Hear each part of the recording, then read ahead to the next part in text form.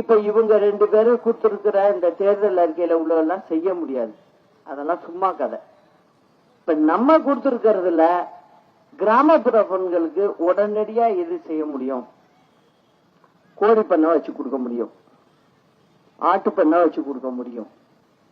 கிராமப்புறங்கள்ல உள்ளவங்களுக்கு மாடு வாங்கி கொடுக்க முடியும். இந்த மாட்டு விஷயத்தே சொல்றேன். ஆவி நிறுவனம் இருக்கு. நம்ம இருந்தப்ப திமுக அரசாங்கம் 2011க்கு முன்ன இருந்தப்ப கிட்டத்தட்ட 10-15 கோடி லாஸ்ல போயிட்டு இருந்தது. 2011 அம்மா பதவியேற்றதுக்கு பிறகு 3 மாதத்துல 4.5 கோடி ரூபாய் லாபத்துல கொண்டு வந்தோம்.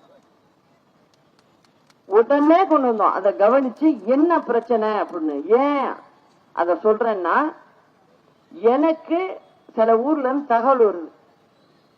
பால் கிராமத்துல சொசைட்டில கொடுத்தவங்களுக்கு எல்லாம் பணமே வரல.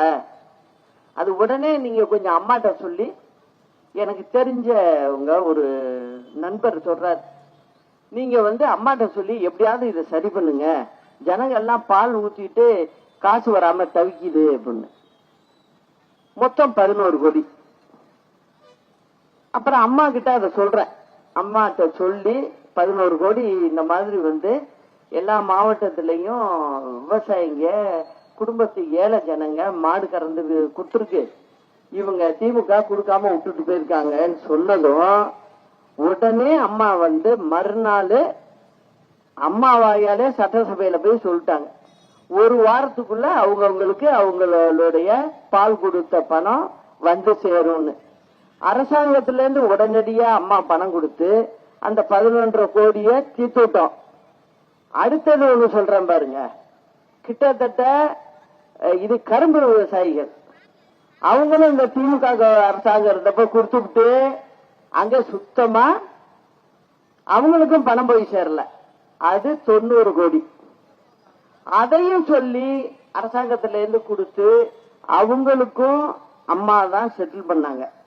இந்த திமுக எப்போதும் இப்படிதான் சொல்லும். கடைசியில நான் விவசாயிக்கு நண்பன்பாங்க, ஏழை எளியதுக்கு நம்பாங்க, ஆனா செஞ்சது கிடையாது. இதுதான் அவங்களுடைய வழக்கம். ஒவ்வொரு ட்ரிப்பும் நம்ம வந்துதான் சரி பண்ணுவோம். நல்லா கொண்டு வச்சுட்டு போவோம்.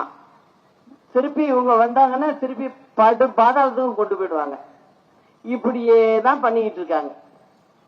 அதனாலதான் நான் மக்கள்கிட்ட சொல்றேன், நிச்சயமா நீங்களாம் நினைச்சு பார்த்து வாக்களிக்கணும்.